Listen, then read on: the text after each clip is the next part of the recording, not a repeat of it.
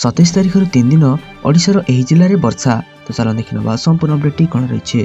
सृष्टि होता लघुचाप क्षेत्र वर्तमान पूर्व केन्द्रीय भारत महासागर और दक्षिण पूर्व बंगोपसागर सक्रिय रही।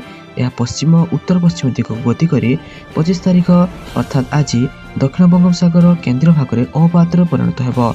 यह परवर्ती 2 दिन मध्य तमिलनाडु श्रीलंका उपकूल उत्तर पश्चिम दिग गति कर संभावना रही।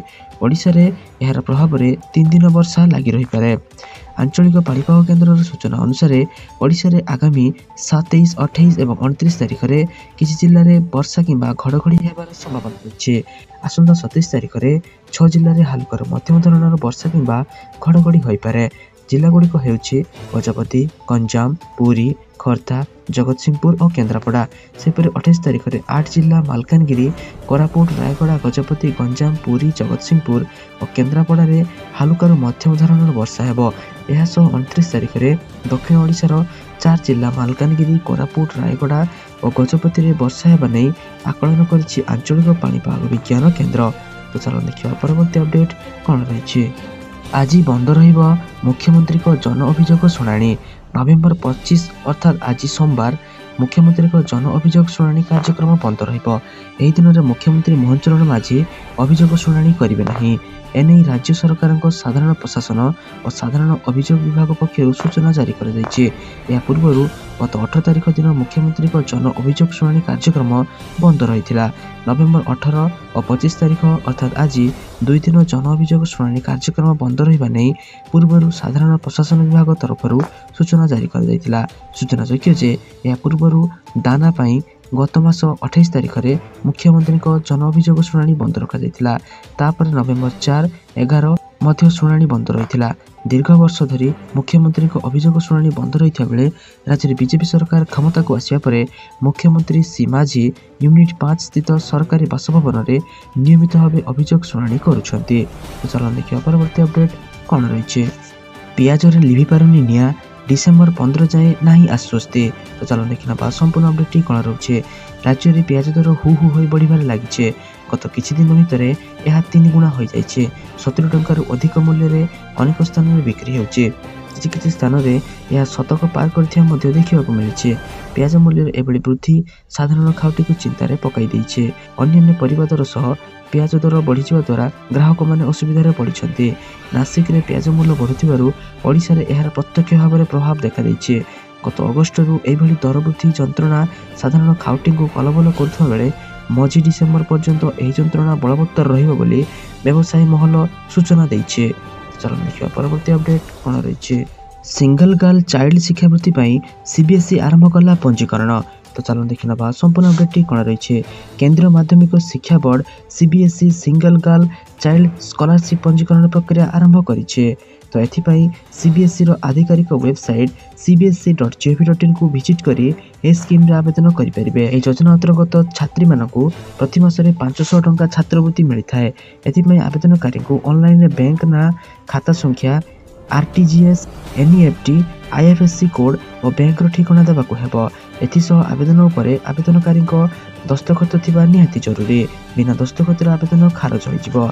CBSE single girl child scholarship x 2024 जमा करने शेष तारीख होउछि 23 डिसेम्बर। जदि आवेदन करने को इच्छुक तेबे एही सब दस्तावेज नित्यांत जरूरी। दस्तावेज रे 11 क्लास रो मार्कशीट, आधार कार्ड, जो बैंक सह लिंक थिबो से बैंक पासबुक कॉपी देवाक हेबो। Single girl child scholarship x 2024 योजना सही एकक कन्या संतानों पाई जो माने 2024 रे सीबीएसई रु 10म उत्तीर्ण होइथिबे एवं सीबीएसई रो 11 श्रेणी रे पढुथिबे। Single girl child scholarship X 2023 नवीकरण 2024 योजना सही छात्री पाई नवीकरण आवेदन जो माने 2023 रे छात्रवृत्ति पाइथिले। तो चलो देखिए परवर्ती अपडेट कौन रही। सुभद्रा योजनार तृतीय किस्तिर टंका न आसी एही काम करनियंतु जल्दी आसीबो टंका। ଚାଲ ଦେଖିନେବା ସମ୍ପୂର୍ଣ୍ଣ ଅପଡେଟଟି କ'ଣ ରହିଛି। ପୁଣି ଆସିଲା ସୁଭଦ୍ରା ଟଙ୍କା। 20 ଲକ୍ଷରୁ ଅଧିକ ମହିଳାଙ୍କ ଆକାଉଣ୍ଟକୁ ଗଲା 5,000 ଲେଖାଏଁ ଟଙ୍କା। ସୁନ୍ଦରଗଡ଼ର ମୁଖ୍ୟମନ୍ତ୍ରୀ ମୋହନ ଚରଣ ମାଝୀ ପ୍ରଥମ କିସ୍ତିର ତୃତୀୟ ପର୍ଯ୍ୟାୟ ଟଙ୍କା ରିଲିଜ୍ କରିଦେଇଛନ୍ତି। ଅଙ୍ଗନବାଡ଼ି କର୍ମୀ, ଆଶା କର୍ମୀ ବି ଏହି ଯୋଜନାର ଟଙ୍କା ପାଇଛନ୍ତି। ଏଥିସହ ସୁଭଦ୍ରା ଯୋଜନାର ଏପର୍ଯ୍ୟନ୍ତ 80 ଲକ୍ଷରୁ ଅଧିକ ମହିଳାଙ୍କ ବ୍ୟାଙ୍କ ଆକାଉଣ୍ଟକୁ ଟଙ୍କା ପଠାଯାଇଛି। ପ୍ରଥମ ପର୍ଯ୍ୟାୟରେ 35 ଲକ୍ଷ, ଦ୍ୱିତୀୟ ପର୍ଯ୍ୟାୟରେ 25 ଲକ୍ଷ ମହିଳାଙ୍କୁ ସୁଭଦ୍ରା ଟଙ୍କା ମିଳିଥିଲା। 1 କୋଟିରୁ ଅଧିକ ମହିଳା ଏହି ଯୋଜନାରେ ଉପକୃତ ହେବେ ବୋଲି ଉପମୁଖ୍ୟମନ୍ତ୍ରୀ ପ୍ରଭାତୀ ପରିଡ଼ା ସୂଚନା ଦେଇଛନ୍ତି। ସଭାମଞ୍ଚରୁ ପୂର୍ବରୁ ନବୀନ ପଟ୍ଟନାୟକଙ୍କୁ ଟାର୍ଗେଟ କରିଛନ୍ତି ମୁଖ୍ୟମନ୍ତ୍ରୀ ମୋହନ ଚରଣ ମାଝୀ। କହିଛନ୍ତି ବିଜେଡି ସରକାର ମିଶନ ଶକ୍ତିକୁ ନେଇ ବହୁ ପ୍ରଚାର କରିଥିଲେ। 70 ଲକ୍ଷ ମହିଳାଙ୍କୁ ଯୋଜନାରେ ସାମିଲ କରିଥିବା ନେଇ ଡିମାଣ୍ଡ କରୁଥିଲେ, ହେଲେ ଆର୍ଥିକ ସହାୟତା ପାଇଁ କୌଣସି ପଦକ୍ଷେପ ନେଇନଥିଲେ। ବିଜେପି ସରକାର ସୁଭଦ୍ରା ଯୋଜନା ଆଣିଛନ୍ତି। ଏହି ଯୋଜନାରେ 1 କୋଟିରୁ ଅଧିକ ମହିଳା ଉପକୃତ ହେବେ। ମହିଳାଙ୍କ ଆର୍ଥିକ ବିକାଶ ପାଇଁ ଏହି ଯୋଜନାରେ ବର୍ଷକୁ 5,000 ଏବଂ 5 ବର୍ଷରେ 50,000 ଟଙ୍କା ପ୍ରଦାନ କରାଯିବ। ତ ତୃତୀୟ ପର୍ଯ୍ୟାୟ କିସ୍ତି ଯେଉଁମାନଙ୍କର ଆସିନାହିଁ ସେମାନେ ନିକଟସ୍ଥ ଜନସେବା କେନ୍ଦ୍ରକୁ ଯାଇ ସୁଭଦ୍ରା ପୋର୍ଟାଲରେ ନିଜର ସ୍ଥିତି ଯାଞ୍ଚ କରିନିଅନ୍ତୁ, ଯାହାଫଳରେ ଆପଣମାନେ ଜାଣିପାରିବେ ଆପଣମାନଙ୍କର କେଉଁ କାରଣ ପାଇଁ ସୁଭଦ୍ରା ଟଙ୍କା ଆସିନାହିଁ ଏବଂ ତାହାକୁ ସମାଧାନ ପରେ ଆପଣମାନେ ସୁଭଦ୍ରା ଟଙ୍କା ପାଇପାରିବେ। ଚାଲ ଦେଖିବା ପରବର୍ତ୍ତୀ ଅପଡେଟ୍ କ'ଣ ରହିଛି। ସଂସଦରେ ଶୀତ ଅଧିବେଶନ ସରିଲା ସର୍ବଦଳୀୟ ବୈଠକ। ନଭେମ୍ବର 25 ଅର୍ଥାତ୍ ଆଜିଠାରୁ ସଂସଦରେ ଶୀତ ଅଧିବେଶନ ଆରମ୍ଭ ହେବାକୁ ଯାଉଛି। ଶୀତ ଅଧିବେଶନ ପୂର୍ବରୁ ବସିସାରିଛି ସର୍ବଦଳୀୟ ବୈଠକ। ସଂସଦୀୟ ବ୍ୟାପାର ମନ୍ତ୍ରୀ କିରଣ ରିଜିଜୁଙ୍କ ଆବାହକତ୍ୱରେ ସଂସଦ ଭବନରେ ରବିବାର ଏହି ସର୍ବଦଳୀୟ ବୈଠକ ଅନୁଷ୍ଠିତ ହୋଇଥିଲା। ଏଥିରେ ବିରୋଧୀ କଂଗ୍ରେସ ଯୋଗଦେବା ସହିତ ଆଦାନୀ ଗ୍ରୁପ ବିରୋଧରେ ଆସିଥିବା ଲାଞ୍ଚ ଅଭିଯୋଗ ଉପରେ ଆଲୋଚନା ପାଇଁ ଦୃଢ଼ ଦାବି କରିଛି। ଏଥିସହିତ ମଣିପୁର ହିଂସା, ଉତ୍ତର ଭାରତରେ ପ୍ରଦୂଷଣ ଏବଂ ଟ୍ରେନ୍ ଦୁର୍ଘଟଣା ସଂକ୍ରାନ୍ତରେ ଅଧିବେଶନରେ ଆଲୋଚନା ପାଇଁ ଦାବି କରାଯାଇଛି। ତେବେ ନଭେମ୍ବର 25 ଅର୍ଥାତ୍ ଆଜିଠାରୁ ସଂସଦର ଶୀତକାଳୀନ ଅଧିବେଶନ ଆରମ୍ଭ ହେବାକୁ ଥିବାବେଳେ ଏହା ଆସନ୍ତା ଡିସେମ୍ବର 20 ପର୍ଯ୍ୟନ୍ତ ଚାଲିବ, ଯେଉଁଥିରେ ମୋଟ 16ଟି ବିଲ୍ ଆଗତ ହେବାର ସମ୍ଭାବନା ରହିଛି। ଚାଲନ୍ତୁ ଦେଖିବା ପରବର୍ତ୍ତୀ ଅପଡେଟ୍ କ'ଣ ରହିଛି। ସ୍ୱାସ୍ଥ୍ୟ କ୍ଷେତ୍ରରେ ନିଯୁକ୍ତି ସୁଯୋଗ, FCIରେ ବାହାରିଲା ବିଜ୍ଞପ୍ତି, ବିନା ପରୀକ୍ଷାରେ ଚାକିରି। ଚାଲନ୍ତୁ ଦେଖିନେବା ସମ୍ପୂର୍ଣ୍ଣ ଅପଡେଟଟି କ'ଣ ରହିଛି। ଭାରତୀୟ ଖାଦ୍ୟ ନିଗମରେ ମେଡିକାଲ ଅଫିସର ପାଇଁ ବାହାରିଲା ବିଜ୍ଞପ୍ତି। ଜେନେରାଲ ଡ୍ୟୁଟି ମେଡିକାଲ ଅଫିସର ହେଉଛି FCI। ଏହି ଆବେଦନ ଶେଷ ତାରିଖ 16 ଡିସେମ୍ବର 2024 ରହିଛି। ଏହି ପଦ ପାଇଁ ଅନଲାଇନ୍ ନୁହେଁ ଅଫଲାଇନ୍ ଆବେଦନ କରିବାକୁ ପଡ଼ିବ। ତେବେ ସବୁଠାରୁ ବଡ଼ କଥା, ବିନା ପରୀକ୍ଷାରେ ଭର୍ତ୍ତି ହେବ। ଆଶାୟୀଙ୍କ କେବଳ ହେବ ଇଣ୍ଟରଭ୍ୟୁ। ଏହି ଭର୍ତ୍ତି ଅବସରପ୍ରାପ୍ତ ଡାକ୍ତର ପାଇଁ ରହିଛି। GMO ପାଇଁ FCI ତରଫରୁ 6ଟି ପଦ ବାହାରିଛି। 6ଟି ପଦ ରହିଛି ନୋଏଡା, ଉତ୍ତରପ୍ରଦେଶ, ଚଣ୍ଡିଗଡ଼, ଲକ୍ଷ୍ନୌ, ଭୁବନେଶ୍ୱର, ହାଇଦ୍ରାବାଦ ଏବଂ ମୁମ୍ବାଇ ପାଇଁ। ଏଥିରେ କେବଳ ଅବସରପ୍ରାପ୍ତ ଡାକ୍ତରଙ୍କୁ ମିଳିବ ସୁଯୋଗ। ଏମାନଙ୍କ ନିକଟରେ ମାନ୍ୟତାପ୍ରାପ୍ତ ଅନୁଷ୍ଠାନରୁ ଥିବା MBBS ସାର୍ଟିଫିକେଟ୍ ଆବଶ୍ୟକ। ଏଥିପାଇଁ ଆୟୁଷ ସୀମା ଥିଲା 86 ବର୍ଷ। ଏହି ପଦ ପାଇଁ 80,000 ଟଙ୍କା ପ୍ରତିମାସ ଦରମା ରହିଛି। ଏହି ନିଯୁକ୍ତି ପାଇଁ ପ୍ରଥମେ ସମସ୍ତ ଆବେଦନକାରୀଙ୍କୁ ସର୍ଟଲିଷ୍ଟେଡ୍ କରାଯିବ। ଏହାପରେ ସେମାନଙ୍କୁ ଇଣ୍ଟରଭ୍ୟୁ ପାଇଁ ଡକାଯିବ। ଆବେଦନ କରିବାକୁ ପ୍ରଥମେ ନୋଟିଫିକେସନକୁ ଡାଉନଲୋଡ୍ କରିବାକୁ ପଡ଼ିବ। ଏହି ଆବେଦନ ପତ୍ର ଭରି ସବୁ ଜରୁରୀ ଡକୁମେଣ୍ଟ ସହ ନିର୍ଦ୍ଧାରିତ ଫର୍ମାଟରେ ଦିଆଯାଇଥିବା ଠିକଣାକୁ ପଠାଇବାକୁ ହେବ।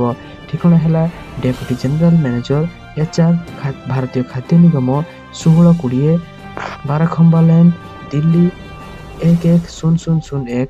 ଆବେଦନ ଫର୍ମ ସ୍ପିଡ୍ ପୋଷ୍ଟରେ ପଠାଇବାକୁ ଉଲ୍ଲେଖ ରହିଛି। ତ ଚାଲନ୍ତୁ ଦେଖିବା ପରବର୍ତ୍ତୀ ଅପଡେଟ୍ କ'ଣ ରହିଛି।